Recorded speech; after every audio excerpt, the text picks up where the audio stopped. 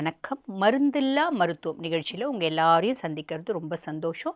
நான் doctor Deepa Lalan, BHMS homeopathic physician. இன்றைக்கி நம்ம என்ன டாபிக் பற்றி டிஸ்கஸ் பண்ண போகிறோம் அப்படின்னா, ஃபைப்ரோ அடினோமா ஆஃப் பிரஸ்ட் அப்படிம்பாங்க. அப்படின்னா என்னங்க அப்படின்னா, மார்பகங்களில் ஏற்படுற கொழுப்பு கட்டி. இந்த மார்பகங்களில் ஏற்படுற கொழுப்பு கட்டி அப்படின்றது வந்து பாருங்கள், இப்போதைய காலகட்டத்தில் வருஷத்துக்கு ஏறக்குறைய 10 மில்லியன் கேசஸ் வந்து டிடெக்ட் ஆகுறாங்க. இது வந்து பாருங்க என்ன ஏஜ் குரூப்க்கு வரும் அப்படின்னா, எல்லா ஏஜ் குரூப்பும் என்னோட கிளினிக்கல் ப்ராக்டிஸ்லேயே வந்து பார்த்தீங்கன்னா 15 வருஷத்தில் 13 வயசு குழந்தைக்கு பார்த்துருக்கேன், 20 வயசு பொண்ணுக்கு பார்த்துருக்கேன், 25 வயசு லேடி, 35 வயசு லேடி, 50 வயசு லேடி. என்ன வயது அதிகமாக இப்போ 50 இயர்ஸ், 55 இயர்ஸ், 60 இயர்ஸ்லலாம் இந்த கட்டி மார்பகங்களில் தென்படுது அப்படின்னா, கண்டிப்பாக நீங்கள் உடனே வந்து பார்த்தீங்கன்னா ஒரு டாக்டர் போய் பார்க்கணும். காரணம் என்ன அப்படின்னா, ஏஜ் அட்வான்ஸ் ஆக இது வெறும் கொழுப்பு கட்டி தானா அப்படின்ற சந்தேகம் நம்மளுக்கு வரும். ஏன்னா வயது அதிகமாக வயோதிகத்தில் நிறைய பேருக்கு பிரெஸ்ட் கேன்சராகவும் அது இருக்கலாம். பொதுவாக வந்து பாருங்கள், இந்த பிரெஸ்ட் கேன்சர் இருக்கவங்க பெரும்பாலும் வரமாட்டாங்க. வெறும்னே கொழுப்பு கட்டி இருக்கவங்க தான் ஐயோ எனக்கு கேன்சர் இருக்குமோ அப்படின்னு பயந்து போய் டாக்டர் கிட்ட வருவாங்க. காரணம் என்ன அப்படின்னா, பிரெஸ்ட் கேன்சரில் 100% இனிஷியல் ஸ்டேஜில் வலியே கொடுக்காதுங்க. வலியே கொடுக்காதனால இவங்க என்ன நினைப்பாங்க அப்படின்னா, அதுதான் வலி கொடுக்கலையே, தொந்தரவு பண்ணலையே, எதுக்கு டாக்டர் கிட்ட போனோம் அப்படின்னு நினைப்பாங்க. எப்பயுமே மார்பகங்களில் நம்ம வந்து தேய்ச்சி குளிக்கும் போது சுய பரிசோதனை அப்படின்னு ஒன்று பண்ணணும். நம்ம சுய பரிசோதனை லேடிஸ் வந்து பாருங்கள், வாரத்துக்கு ஒரு முறை சுய பரிசோதனை அப்படின்னு பண்ணிக்கோங்க. சுய பரிசோதனை அப்படின்போது இதுதான் மார்பகங்கள் அப்படின்னா, இந்த கையை வச்சு இப்படியே பால்பேட் பண்ணி பாருங்கள், கட்டி மாதிரி ஏதாவது உருளுதா, ஒரு கட்டி உருளுது, அந்த கட்டினோட சைஸ் அப்ராக்சிமேட்லி பார்த்துக்கோங்க. ஒரு புளியங்கொட்டை சைஸ் இருக்கா, இல்லை ஒரு அரை நெல்லிக்காய் சைஸ் இருக்கா, இல்லை ஒரு காட்டு நெல்லிக்காய் சைஸ் இருக்கா, கரெக்டாக நோட்டீஸ் பண்ணிக்கோங்க. நோட்டீஸ் பண்ணிவிட்டு உதாரணத்துக்கு நான் சொல்கிறேன், ஒரு காட்டு நெல்லிக்காய் சைஸ் இருக்குது அப்படின்னா இதுதான் கட்டினா, அந்த கட்டியே இப்படி நல்லா பிடிச்சிக்கோங்க. பிடிச்சிட்டு இப்படியே நகர்த்தி கொண்டு போங்க, இப்படியே நகர்த்தி கொண்டு வாங்க. நகர்த்தி கொண்டு போகும்போது உள்ள ஃப்ரீயாக ஓடுது, ஓடி வருது, உங்கள் கையோடு ஓடுது, ஓடி வருது அப்படின்னா அது முழுக்க முழுக்க கொழுப்பு கட்டி. நம்ம பயப்பட வேண்டாம். ஏன்னா இந்த ஃபைப்ரோ அடினோமா ஆஃப் பிரஸ்ட்டை என்ன சொல்லுவாங்க அப்படின்னா, பிரஸ்ட் மவுஸ் அப்படிம்பாங்க. அதாவது எலி குடுகுடுன்னு ஓடி போய் ஓடியாருது பார்த்தீங்களா, அந்த மாதிரி நம்ம கையில் இப்படி நகர்த்தும் போது நகரும், திருப்பி வரும். ஆனால் அதே மாதிரி நம்ம எக்ஸாமின் பண்ணுறது, அந்த கட்டியை நகர்த்தும் போது அடியில் இருக்க சதைப்பகுதியை இழுத்துன்னு போகுது, கட்டி நகர்த்துறோம், மேலே இருக்க தோலை இழுத்துன்னு போது போகவே மாட்டேங்குது, ஃபிக்ஸ்டாக இருக்குது அப்படின்னா உடனே ஸ்கேன் பண்ணணும், உடனே ஒரு டாக்டர் கிட்ட பார்த்துக்கணும். இது முதல்ல நம்ம சுய பரிசோதனை பண்ணணும். ரெண்டாவது, லேடிஸ் வந்து மார்பகங்களோட நிப்பிள் காம்பு பகுதியை பாருங்கள். எப்பயுமே நிப்பிள் வந்து மேல் நோக்கி இருக்கும், ஓகேங்களா, எவர்ட்டடாக இருக்கும். எப்போ அந்த நிப்பிள் வந்து உள்ளுக்கு அமுங்கிட்டு இருக்கு அப்படின்னா, ஒரு கட்டி இருக்குது, நிப்பிளும் உள்ளுக்கு அமுங்கி இருக்குது அப்படின்னா அது கேன்சர் நோக்கி போகுது அப்படின்னு அர்த்தம். ஒரு சிலருக்கு கஞ்சனிட்டலாகவே நிப்பிள், அதாவது பிறந்ததுலேருந்தே நிப்பிள் வந்து பார்த்திங்கன்னா மேல் நோக்கி இருக்காது, சாதாரணமாக இருக்கும், அவங்கள விட்டுருங்க. நான் நிப்பிள் வந்து காம்பு நல்ல நார்மலாக இருந்துச்சு, ஃபஸ்ட்டு ஒரு கட்டி வந்துச்சு, அந்த கட்டிக்கு அப்புறம் அந்த கட்டி வந்து வலியே கொடுக்கல, நான் விட்டுட்டேன். அதுக்கப்புறம் அந்த நிப்பிள் வந்து பார்த்திங்கன்னா உள்நோக்கி போகுது. இது எப்படி அப்படின்னா, ஆரஞ்சு பழத்தில் ஒரு குழி இருக்கும் பார்த்தீங்களா, டிம்பிள் இருக்கும் பார்த்தீங்களா, அந்த மாதிரி மார்பகங்களில் ஒரு குழி வருது அப்படின்னா அதை என்ன சொல்லுவாங்க அப்படின்னா, சியூடியோ ஆரஞ்ச் அப்பியரன்ஸ் அப்படின்னு சொல்லுவாங்க. அந்த மாதிரி இருக்குன்னா அது கேன்சர் நோக்கி போகுது அப்படின்னு அர்த்தம். அது வந்து கண்டிப்பாக நீங்கள் செக் பண்ணிக்கணும். அதே மாதிரி இந்த கட்டி இருக்குன்னு வச்சுக்கோங்களேன், அந்த கட்டினோட எட்ஜ் ஒரு கொனையை நீங்கள் அமுத்துனீங்க அப்படின்னா ஓடி போயிட்டு ஓடி வரும், டக்குன்னு நம்ம கையை விட்டு ஸ்லிப் ஆகும் அந்த கட்டி. அப்படி இருக்குது அப்படின்னா அது ஸ்லிப்பரி எட்ஜ் அப்படின்வாங்க. அந்த ஸ்லிப்பரி எட்ஜ் இருக்குது அப்படின்னா அது கொழுப்பு கட்டி தான், பயப்பட வேண்டாம். புரியுதுங்களா?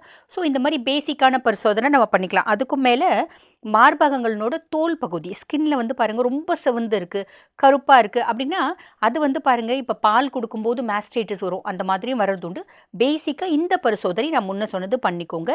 இதெல்லாம் வந்து கொழுப்பு கட்டிக்கும் கேன்சருக்குமான வித்தியாசம் சொன்னோம். இன்னொரு பிரதான வித்தியாசம் இருக்குது. அது என்ன அப்படின்னா, கொழுப்பு கட்டியில் வந்து பாருங்கள், இது சைக்ளிக்கல் மேஸ்டால்ஜியா அப்படின்னு ஒன்று சொல்லுவாங்க. அப்படின்னா என்ன அப்படின்னா, மென்சஸ் அப்பியர் ஆகிறதுக்கு 10 நாளுக்கு முன்னாடி ஒரு வலி வரும், ஜிவ்வு ஜிவ்வு ஜிவ்வுன்னு வலி, சுருக்கு சுருக்கு சுருக்குன்னு குத்தி வலி, மின்னல் மாதிரி பளீர் பளீர்னு லைட்னிங் டைப் ஆஃப் பெயின் அப்படிம்பாங்க. மின்னல் மாதிரி பளிச்சு பளிச்சுன்னு ஒரு வலி வரும்.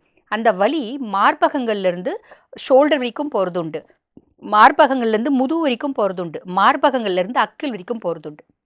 இந்த மாதிரி வலி வரும். அதே மாதிரி அக்கிள் பகுதியை பரிசோதனை பண்ணி பார்க்கணும், ஆக்சிலரி ரீஜன்.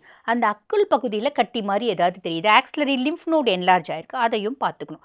பார்த்துட்டு ஆக்சிலரி லிம்ஃப் நோடு என்லார்ஜ் ஆகிருக்கு, ஆனால் மார்பகங்களில் இருக்க கட்டி ஓடுது, அப்போ அது ஃபைப்ரோ அடினோமா. புரியுதுங்களா?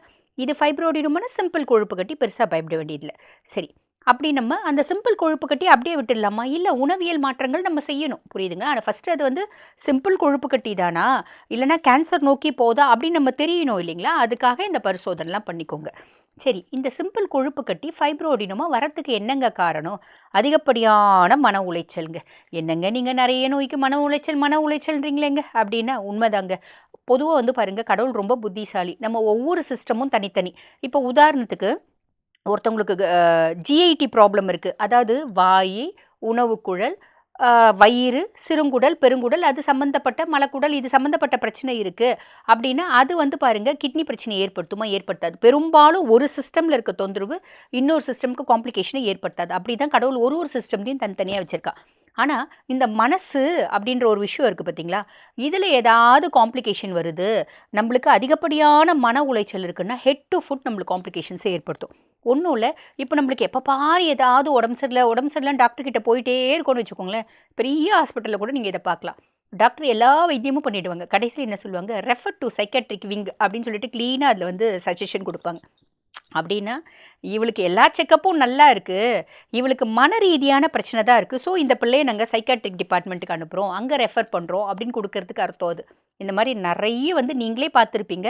எங்களோட கிளினிக்கல் பிராக்டிஸ்ல நாங்க நெறைய பேர் பார்த்துருக்கோம். அப்ப ரீசன் என்னன்னா, அதிகப்படியான மன உளைச்சல் எல்லா நோயும் ஏற்படுத்தும். இப்ப அவங்களுக்கு ஒரு சிலருக்கு இருக்கிற மாதிரியே தெரியும். அதனால டாக்டர்ஸ் வந்து அப்படி எழுதி குடுப்பாங்க. ஸோ, இந்த எக்ஸசிவ் ஸ்ட்ரெஸ் அப்படின்றது வேண்டாம். அதிகப்படியா எண்ணெய் பதார்த்தம் சாப்பிடுவீங்களா? தயவு செஞ்சு எண்ணெய் பதார்த்தத்த கம்மி பண்ணிக்கோங்க. இப்ப எண்ணெய் பதார்த்தம் சாப்பிடுறீங்க அப்படின்னா கூடங்க, நம்ம வீட்ல செஞ்சு சாப்பிடுறது வேறங்க. கடையில வாங்கி சாப்பிடுறது வேற. அது எப்படி வேற வேற அப்படின்னா ஒரு எக்ஸாம்பிள் சொல்றேன். இப்போ ஒண்ணும் இல்ல. நம்ம டீ கடைக்கு போறோம். ஒரு பஜ்ஜி வாங்கி சாப்பிடுறோம்னு வச்சுக்கோங்களேன். அந்த டீ கடையில பஜ்ஜி போட்டுட்டே இருப்பாங்க. ஒரு 8 முறை, 10 முறை அது மிச்சமா கூட போடுவாங்க. நம்ம தோராயமா வச்சுக்கலாம். ஒரு அப்ராக்ஸிமேட்டா ஒரு 10 முறை எடுக்குறாங்க. அந்த எண்ணெய் ரொம்ப கொஞ்சூண்டு ஆயிடும். அந்த எண்ணெய தூக்கி ஊத்த மாட்டாங்க. அப்படியே வேற எண்ணெய் ஊத்துவாங்க. இல்லன்னா இன்னைக்கு ஃபுல்லும் போட்டுருவாங்க. மறுநாள் அதில இவ்வளோ எண்ணெய் இருக்கும். அந்த எண்ணெயிலேயே புதுசா வந்து புது எண்ணெய அது கூடவே கலப்பாங்க. இப்ப என்ன ஆகும் அப்டின்னா, அந்த அதிகப்படியான ஹீட்னால மைலாய்டு ரியாக்ஷன் அப்டின்னு ஒண்ணு நடக்கும். போலார் பாடிஸ் அப்டின்றது ஃபார்ம் ஆகும். டிரான்சியன்ட் ஃபேட் அப்டின்றது உற்பத்தியாகும். அதுக்கும் மேல அந்த அ எண்ணெயில வந்து பாருங்க, நம்ம என்ன பஜ்ஜி போடுறோம்னா, அதனோட துகள்கள்லாம் இருக்கும். அதெல்லாம் அப்டி அப்டியே போட போட நெறைய sort of complications transient fat சாலிடா வந்துரும். இது பிரதான காரணம். இந்த மாரி மார்பகங்கள் சம்மந்தப்பட்ட கொழுப்பு கட்டி, நீர்க்கட்டி இதெல்லாம் வர்றதுக்கு, கர்ப்பப்பை கட்டி இதெல்லாம் வர்றதுக்கு. அப்ப நம்ம யூஸ் பண்ண எண்ணெய் யூஸ் பண்ணவே கூடாதாங்க. நம்ம போண்டா சுட்ட எண்ணெய திருப்பி வந்து நம்ம யூஸ் பண்ணக்கூடாதா? திருப்பி போண்டா சுடக்கூடாதா? அப்டின்னா, இது நம்ம பெருசா யோசிக்கிறத விடங்க, இப்ப நாங்கலாம் சின்ன பிள்ளையில இருக்கும்போது எங்க பாட்டியே செய்வாங்க. நானே பார்த்துருக்கேன். அது என்ன அப்டின்னா, இப்ப கூட வீட்ல பெரியவங்க இருந்தா அந்த வேல செய்வாங்க. நீங்க கவனிச்சு பாருங்களேன். ஒரு வீட்டுக்கு ஒரு 4 பேர் இருக்காங்க அப்டின்னா, ஒரு 4 முறை பஜ்ஜி சுடுறாங்க. ஒரு முறை 4 முறை போட்டு எடுக்குறாங்கன்னா, அத ஒரு துணிய வச்சு வடிகட்டி எண்ணெய் பாத்திரத்துல ஊத்தி வச்சுப்பாங்க. அந்த எண்ணெய தோசை வாக்குறதுக்கு, தாளிக்கிறதுக்கு, பொரியல் பண்றதுக்கு, சாம்பார் பண்றதுக்கு யூஸ் பண்ணுவாங்களே தவிர, அந்த எண்ணெயில திருப்பி பொரிச்சு எடுக்கிறது, திருப்பி வறுத்து எடுக்கிறது செய்ய மாட்டாங்க. இல்லைங்களா? இப்ப சயின்ஸே அப்படி சொல்லுது. இப்ப நீங்க ஒரு மண் பாத்திரத்துல அந்த மாதிரி நீங்க வந்து வடிகட்டி வச்சுக்கிறீங்க அப்படின்னா, அது ஒரு 5 நாள்ல யூஸ் பண்ணிடுங்க. ஸ்டெயின்லெஸ் ஸ்டீல் பாத்திரத்துல வச்சுக்கிறீங்கன்னா, 3 நாள்ல யூஸ் பண்ணிடுங்க.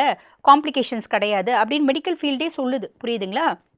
ஸோ, யூஸ் பண்ணலாமா? தாராளமா யூஸ் பண்ணலாம். வேற நம்ம தாளிக்கிறதுக்கு யூஸ் பண்ணலாம். அதில திருப்பி போட்டு பொரிச்சு எடுக்கிறது, வடை, போண்டா சுடுறது வேண்டாம். அப்ப இது ஒரு பிரதான காரணமா இருக்கு. அதிகப்படியான ஒபிசிட்டி உடல் பருமன் ஜாஸ்தி இருக்கு. அதுவும் வந்து பார்த்தீங்கன்னா, இந்த ஃபைப்ரோ அடினோமா வரத்துக்கு ஒரு காரணம். நான் முன்னமே சொன்ன மாரி ஸ்ட்ரெஸ்ஸு, இந்த டிரான்சியன்ட் ஃபேட்டு, அதிகப்படியான ஒபிசிட்டி, ஜங்க் ஃபுட்ஸ் நெறைய சாப்பிடுறது, ப்ராசஸ்டு ஃபுட் நெறைய சாப்பிடுறது. ஏங்க உருளைக்கிழங்கு வந்து சிப்ஸா போட்டு சாப்பிடுறோம். அதில என்ன தப்பு? எந்த ஒரு ஃபுட்டுமே ஃபார்ம்லேருந்து டைரக்ட்டா சாப்பிடுறது, இது வந்து நேச்சுரல் ஃபுட்டா இருக்கும். ஃபார்ம்லேருந்து ஒரு கம்பெனிக்கு போகுது, அங்க ப்ராசஸ் பண்ணிட்டு நம்ம சாப்பிடுறோம் அப்படின்போது ப்ராசஸ்டு ஃபுட். அதில ப்ரிசர்வேட்டிவ்ஸ், அதில வந்து அடிட்டிவ்ஸான சால்ட்டு, சுகரு, ஸ்வீட்டு என்னென்னமோ நம்ம வந்து சேர்த்துறாங்க பார்த்தீங்களா? அதெல்லாம் வந்து பார்த்தீங்கன்னா, நம்பளுக்கு ஒரு லிமிட்டா எடுக்கும்போது, மாசத்துல 2 நாள் நாங்க ஜங்க் ஃபுட் எடுக்கிறோங்க பிரச்சனை இல்ல. டெய்லி சாப்பிடுறோம். வாரத்துல 3 நாள் சாப்பிடுறோம். இது நெறைய காம்ப்ளிகேஷன்ஸ ஏற்படுத்தும். ஸோ, இது எல்லாத்தையும் அவாய்ட் பண்ணிடுங்க. மார்பக கொழுப்பு கட்டி அப்டின்னா என்ன? அதில என்னென்ன மாதிரி அறிகுறிகள்? அதே மாதிரி பார்த்தீங்கன்னா, எதனால அது ஏற்படுது? இதெல்லாம் சொல்லிட்டோம்.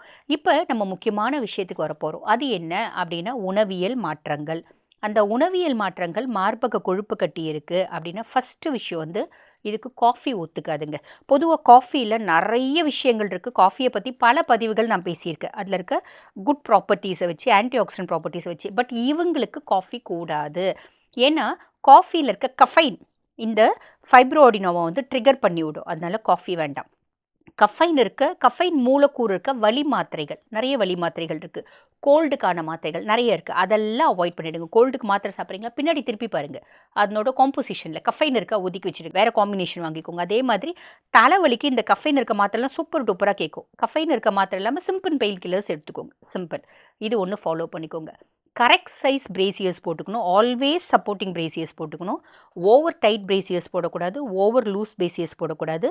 நம்ம இந்த கரெக்ட் சைஸ் பிரேசியர்ஸ் போடல அப்படின்னா நம்ம நிறைய வேலை செய்யும் போது இந்த மார்பகங்களில் வலி வந்து ரொம்ப ஜாஸ்தியாகிடும். ஸோ அது ஒன்று ஃபாலோ பண்ணிக்கோங்க.